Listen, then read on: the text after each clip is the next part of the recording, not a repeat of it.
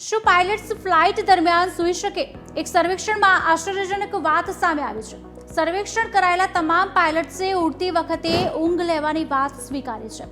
Pilots union કહે છે કે ફ્લાઇટ દરમિયાન ઊંઘ લેવી તેના સભ્યો માટે ચિંતાજનક વાસ્તવિકતા બની ગઈ છે. તાજેતરમાં 900થી વધુ પાયલટ્સનો સર્વે કરવામાં આવ્યો હતો.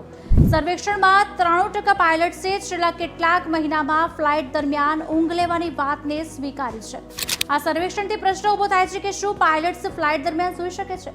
સર્વેક્ષણ જાહેર થયા પછી પાયલટ્સ સામે કોઈ કાર્યવાહી કરી શકાય છે કે નહીં? લાંબા અંતરની ફ્લાઇટ દરમિયાન તેઓ કેવી રીતે આરામ કરે છે? આ તમામ બાબતે જાણવાની આજે કોશિશ કરીશું.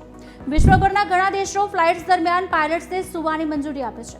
તેઓ પાયલટ્સને કોકપિટમાં ઊંઘ લેવાની મંજૂરી આપે છે. કોકપિટ જેને ફ્લાઇટ ડેક તરીકે પણ ઓળખવામાં આવે છે, તે વિમાનનો આગળનો ભાગ છે જ્યાં પાયલટ અને સહ પાયલટ બેસીને વિમાનને નિયંત્રિત કરે છે. એક અહેવાલ અનુસાર અમેરિકા આ બાબતે ખૂબ જ કડક છે. નિયમો અનુસાર અમેરિકામાં પાયલટ્સ આ કરી શકતા નથી. આ સંપૂર્ણપણે પ્રતિબંધિત છે. ઘણા દેશોની એરલાઇન્સે તેમના પાયલટ્સ માટે સૂવાનો સમય અને સ્થળ પણ નક્કી કર્યા છે. આને કંટ્રોલ્ડ રેસ્ટ કહેવામાં આવે છે. આ માટે પણ નિયમો છે. ફ્લાઇટ દરમિયાન પાયલટ્સ સૂઈ શકે છે કે નહીં તે વિમાન કેટલું અંતર કાપે છે તેના પર આધાર રાખે છે. લાંબા અંતરની ફ્લાઇટ્સમાં સામાન્ય રીતે વધારાના પાયલટ્સ હોય છે, જેથી જ્યારે બે પાયલટ્સ વિમાન ઉડાડી રહ્યા હોય ત્યારે બાકીના આરામ કરી શકે. એરલાઇન અને વિમાનના આધારે આરામ કરવા માટે સ્ટોપ પણ આપવામાં આવે છે.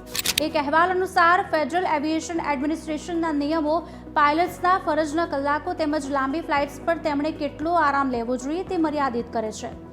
વિમાન ઉડાવતી વખતે પાયલટ્સે સૂવાની મંજૂરી નથી, પરંતુ અમુક શરતો હેઠળ નિયંત્રિત ઊંઘની જોગવાઈ છે. દરેક મોટા વાણિજ્યિક વિમાનમાં ઓછામાં ઓછા 2 પાયલટ્સ હોય છે.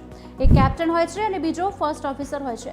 જો એક પાયલટ થોડા સમય માટે નિયંત્રિત આરામ કરે છે તો બીજો સંપૂર્ણપણે સતર્ક રહે છે.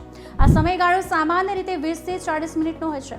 આ સમય દરમિયાન એર ટ્રાફિક કંટ્રોલને પણ જાણ કરવામાં આવે છે. લાંબા અંતરની ફ્લાઇટ્સમાં આરામ કરવાની વ્યવસ્થા છે. આંતરરાષ્ટ્રીય રૂટ પર 3થી 4 પાયલટ્સ હોઈ શકે છે. તેમાંથી કેટલાક પાળીમાં સૂઈ જાય છે. મોટા વિમાનોમાં આ માટે ખાસ રેસ્ટ કેબિન બનાવવામાં આવે છે. પાયલટ્સને ફ્લાઇટ દરમિયાન લાંબા સમય સુધી સૂવાની મંજૂરી નથી. તેઓ ફક્ત થોડી મિનિટો માટે જ ટૂંકી નિંદ્રા લઈ શકે છે. આનું કારણ છે કે નિંદ્રા મૂડ સુધારી શકે છે, યાદશક્તિ સુધારી શકે છે, થાક દૂર કરવામાં મદદ કરી શકે છે અને હાઈ બ્લડ પ્રેશર પણ ઘટાડી શકે છે. ટૂંકી નિંદ્રા એ 10થી 30 મિનિટની નિંદ્રા છે, જે શરીરને ઉર્જા આપવા માટે શ્રેષ્ઠ માનવામાં આવે છે.